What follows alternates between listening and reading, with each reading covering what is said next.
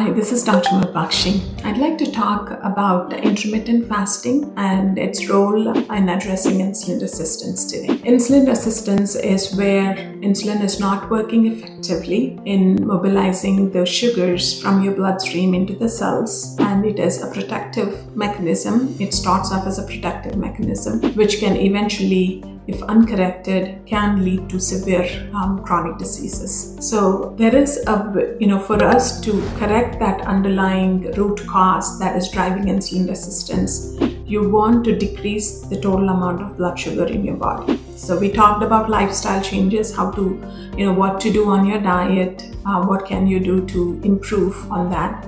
And now we are going to talk about the role of intermittent fasting. So intermittent fasting is where you don't want to eat anything for a certain period of time, and this duration can be variable. You want to start slow, so I would say start with 12 hours. So from the time you eat dinner today till the next meal the following day, you want to make sure you at least have 12 hours of not eating anything with calories. So you can drink water, you can drink teas, without any added sugar or milk. But other than that, you don't want to take in any calories. So in that period, what happens is when there is no food coming in, that is one situation where there is no stimulus to produce insulin. When there is no insulin around, your body is able to use up the sugars that are stored. Typically, it's stored in the liver, so it uses up that sugar. And after it uses up that sugar, then it goes to fat burning mode. So when that happens and the insulin levels are low, that sensitizes your cells, and so the insulin can, effectively work when it needs to. Something that can reverse insulin resistance, in other words.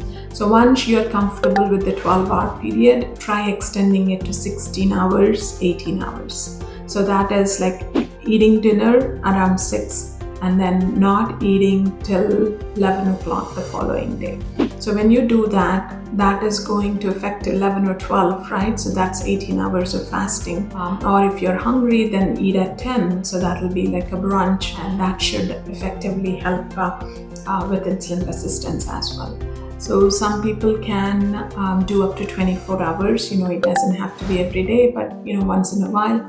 You don't want to do one meal a day, because typically if you do it on a long hour, it can potentially affect your metabolism, and people don't burn as much calories, so we don't recommend that.